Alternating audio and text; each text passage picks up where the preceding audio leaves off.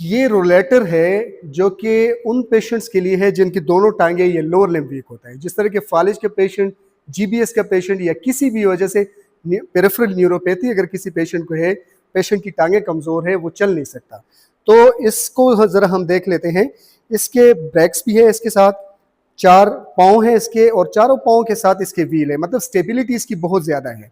और पेशेंट ने इसको चलाना कैसे है, पेशेंट यहाँ से होल्ड करेगा, ठीक है, और पेशेंट ने आगे देखना है, नीचे नहीं देखना, और पेशेंट आगे मूव करेगा। अगर पेशेंट चल सकता है तो खुद आगे मूव करेगा, आहिस्ता आहिस्ता स्टेप लेगा, ठीक है, अपने हाथों पे जोर डालेगा और इसको आगे मूव करेगा।